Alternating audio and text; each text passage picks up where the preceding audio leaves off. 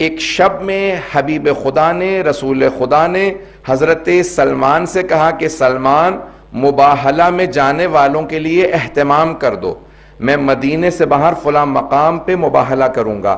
اس مقام پہ آج ایک مسجد موجود ہے، سفید رنگ کی مسجد ہے، موجودہ نام مجھے معلوم نہیں، ایک زمانے میں اسی جگہ کا نام مسجد مباہلہ تھا، اب نام بدل دیے گئے ہیں۔ جو حاجی حضرات تازہ ہو کے آئے ہیں وہ نیا نام جانتے ہوں گے، نام کئی مرتبہ بدلا جا چکا ہے۔ پیغمبر اسلام نے جناب سلمان فارسی سے کہا، سلمان محمدی سے کہا، اس مقام پہ ذرا کچھ اہتمام کر دو۔ جناب سلمان نے ایک سرخ رنگ کا قالین بچھایا اور ایک وہاں پہ خیمہ نصب کر دیا کہ یہاں پہ آ کے اہل بیت بیٹھیں گے، کیونکہ جناب سلمان جانتے تھے کون کون جانے والا ہے۔ انہوں نے ایک سرخ رنگ کا قالین بچھایا۔ اب میں کہوں گا کہ رسول خدا نے صرف جناب سلمان فارسی ہی سے کہا کہ وہاں قالین بچھاؤ، شاید اسی وجہ سے سلمان فارسی منا اہل البیت کے درجے پہ فائز ہے۔ اب رسول خدا نے کہا قالین بچھاؤ، جناب سلمان نے سرخ رنگ کا قالین بچھایا، کہا فجر کے بعد جائیں گے، اس سے پہلے جناب سلمان فارسی گئے اور وہاں پہ قالین بچھا دیا، سرخ ریڈ کارپیٹ۔ عزیزان گرامی، شاید آج بھی کرسچن ورلڈ کے اندر جب کسی کو بہت زیادہ اہمیت دینی ہو، کسی کو بتانا ہو یہ بہت زیادہ وی آئی پی ہے یا وی وی آئی پی ہے، تو آج بھی ریڈ کارپیٹ ٹریٹمنٹ دی جاتی ہے، سرخ رنگ کا قالین بچھایا جاتا ہے۔ شاید ان کرسچنز نے اہل بیت کو آتا دیکھا تھا اور اس مقام پہ سرخ قالین دیکھا تھا، جو سرخ قالین پہ آ کے بیٹھے تو انہی کے لیے یہ ریڈ کارپیٹ ٹریٹمنٹ وہیں سے ظاہراً شروع ہوئی ہے۔ اب جناب سلمان نے سرخ رنگ کا قالین بچھایا، رات کے اندر پیغمبر اسلام نے بتا دیا اور کہہ دیا مباہلہ فجر کے بعد طلوع آفتاب سے پہلے ہوگا، آفٹر فجر prayers before the sunrise. کیوں؟ نہ یہ صبح کا وقت ہے نہ رات کا وقت ہے۔ یا رسول اللہ ایسا وقت کیوں چنا جو نہ صبح ہے نہ رات ہے؟ کہا کیونکہ رات میں معلوم نہیں ہوتا کون کون آیا تھا، اور صبح میں لے جانا نہیں چاہتا فاطمہ کو کیونکہ پردے کا اہتمام ہے۔ اگر میں بات واضح کر پایا ہوں کہ اس اہتمام کے ساتھ لے کے جانا چاہتا ہوں، کیونکہ سیدہ جا رہی ہیں تو میں نہیں چاہتا کہ دن ہو، لیکن میں چاہتا ہوں کہ لوگ دیکھ لیں کہ کون کون آیا تھا۔ 5 آئے تھے، بس سب نے دور سے دیکھا۔ عزیزان گرامی دیکھیں، اب بحث ہے معرفت سے۔ جناب امیر علیہ السلام کہتے ہیں بولو اور پہچانے جاؤ، speak and you will be known, recognition is through speech۔ 4 ان کے 8 بشپ تھے، اسقف اعظم جو عربی میں اصطلاحات دی گئی ہیں۔ اطیب البیان میں سید طیب الموسوی الجزائری نے اپنی تفسیر اطیب البیان میں لکھا، وہاں سے پیش کر رہا ہوں۔ کہا 4 ان کے جو ہیں اس وقت کے سب سے بڑے اسقف تھے، 8 بشپ انگلش میں آپ لوگ کہتے ہیں، جو سب سے بڑے ان کے پادری تھے۔ کہا وہ 4 افراد تھے، ان 4 نے دور سے دیکھنا شروع کیا، اور ان میں سے ایک کا نام عاقب تھا۔ اس نے کہا کہ اے عیسائیو، میں تم سب سے کہتا ہوں آنے والوں سے مباہلہ مت کرنا، میں وہ ہستیاں دیکھ رہا ہوں کہ اگر انہوں نے ہاتھوں کو بلند کیا اور پہاڑ کو اپنی جگہ سے ہلنے کے لیے کہا تو پہاڑ اپنی جگہ کو چھوڑ دے گا۔ چہرے ایسے ہیں۔ ابھی اہل بیت نے دعا نہیں کی، کلام نہیں کیا، صرف چہروں کو دیکھ کے عیسائی پہچان گئے تھے۔ تو ایک بات واضح ہو گیا، کوئی تعصب نہ رکھتا ہو، پریجڈس نہ ہو، ریسزم نہ رکھتا ہو، کسی بھی طرح کا ڈسکریمنیشن نہ کرتا ہو، تو اہل بیت کو دیکھ کے پہچان سکتا ہے، یہ عام نہیں ہے۔ پتہ نہیں بات کو پہنچا پا رہا ہوں کہ نہیں۔ جناب یوسف کو جب دیکھا تھا نا سارے مصر والوں نے، تو سب نے کہا تھا بل ہوا ملک کریم، یہ انسان نہیں بلکہ آسمان سے نازل ہوئی مخلوق معلوم ہوتا ہے۔ جناب یوسف کا فخر ہے رسول خدا۔ آج حبیب خدا آ رہے ہیں اپنی آب و تاب کے ساتھ۔ سب عیسائیوں نے ایک مرتبہ رخ رونق کو دیکھنے کے بعد کہا جو آ رہے ہیں اگر انہوں نے بد دعا کی تو قیامت تک کے لیے ایک عیسائی نظر نہیں آئے گا۔ اسی لیے ان سب نے فیصلہ کیا ہم مباہلہ نہیں کریں گے، اگر مباہلہ ہو گیا تو سارے عیسائی مسخ ہو جائیں گے۔ یہ ان کے الفاظ سے نجس جانوروں میں مسخ ہو جائیں گے۔ اب میں ممبر کے احترام میں نہیں کہہ رہا ہوں کہ انہوں نے کہا وہ نجس جانوروں کی شکل میں مسخ ہو جائیں گے۔ اگر کوئی ان کے مقابلے میں آ گیا تو عیسائی بھی سمجھتے ہیں کہ مسخ ہو جائیں گے۔ اب اگر کوئی اہل اسلام ہوتے ہوئے اہل بیت کو نہ پہچانے، سمجھ لو عیسائیوں سے بدتر ہو جائے گا۔ خیال محمد ہیں، ان کی عظمت کیا ہے۔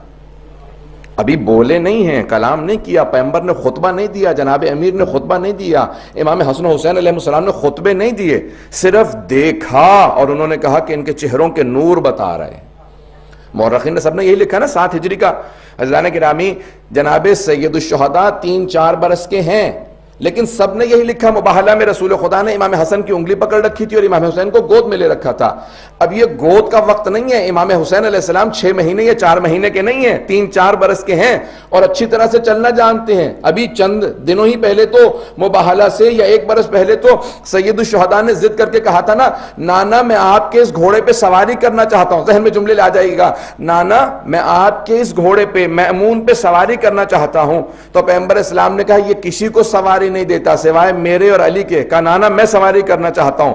تو جناب سید الشہداء اتنا اسرار کر کے صحابہ کو سمجھا رہے ہیں میں وہ ہوں جو رسالت سے اپنی بات کو منواتا ہوں. فوراً جناب ختم مرتبت نے گود میں لیا, چوما, بہت پیار کیا اور فوراً اسی اپنی سواری پہ جناب سید الشہداء کو بٹھایا. کچھ دور ہٹے اور دیکھنے کے بعد بس ایک جملہ کہا میرا بیٹا بہت خوبصورت لگ رہا ہے, اور بہت مسکرائے. صحابہ کہتے ہیں اتنا پیغمبر اسلام مسکرائے کہ آپ کے دندان مبارک نظر آنے لگے, آپ کے چہرے سے چمک آنے لگی. پھر اچانک زار و قطار رونے لگے, اتنا روئے کہ آپ کی پورے ریشے مبارک تر ہو گئی. تو صحابہ نے کہا مایوبکی کا یا رسول اللہ, آپ کو کس چیز نے رلا دیا یا رسول خدا؟ کہا کل یہی میرا نواسا ہوگا, یہی سواری ہوگی, لیکن مدینہ نہیں کربلا ہوگا.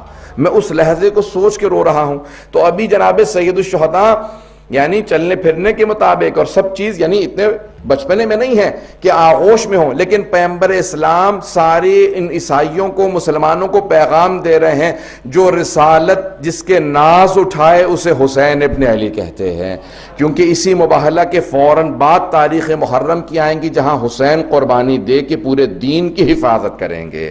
تو آج پیغمبر اسلام آغوش میں لے جا کے بتا رہے ہیں کہ یہاں نازش اٹھانا مقصود تھا, حسین کی نازش کرنا مقصود تھا تاکہ واضح ہو سکے حسین ابن علی کون ہے. بس بھی آئیں جملے کو آخری پیش کروں گا, میرے پاس وقت ہے تھوڑا سا, اگر آپ لوگ زحمت کریں گے تو میں مطالب کو آگے بڑھاؤں گا. عزیزان گرامی, ختمی مرتبت آئے, میدان مباہلہ میں پہنچے. اب میں چند جملے 1-2 بزرگ خطباء کے ہیں پیش کرنا چاہتا ہوں کہ رسول خدا جب چل رہے تھے تو آپ جب قدم اٹھاتے تھے, جہاں آپ کے قدم جاتے تھے وہیں پہ جناب سیدہ کے قدم آتے تھے. میں اپنے انداز سے کہوں, جہاں جہاں رسالت کے قدم آتے تھے عصمت کے قدم بھی وہیں پہ جاتے تھے, اور امامت کے قدم انہیں چھپاتے تھے. جناب سیدہ دونوں کے بیچ میں چل کے یہ بتا رہی ہیں کہ رسالت و امامت کے درمیانی واسطے کا نام فاطمۃ الزہرا ہے. اللہم صلی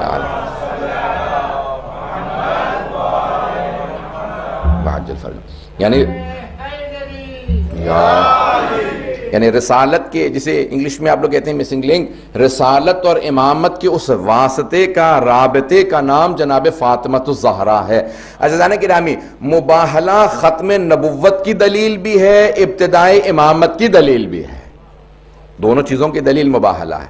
اور ایک مرتبہ ختمی مرتبت نے اپنے انداز سے وہاں پہ آنے کے بعد جب عیسائیوں کو دیکھا تو ان سب نے فوراً رسول خدا سے کہا ہم مباہلہ نہیں کرنا چاہتے, ہم مباہلہ نہیں کرنا چاہتے, ہمیں آپ کی شرائط منظور ہیں, اگر آپ جزیہ کہیں گے تو ہم جزیہ دیں گے, آپ کی حکومت میں ویسے رہیں گے جیسا آپ کہیں گے. عزیزان گرامی, یہ پہلی ایسی جنگ ہے کہ جہاں جنگ نہیں ہوئی, مباہلہ نہیں ہوا, تلوار کی ضرورت نہیں پڑی.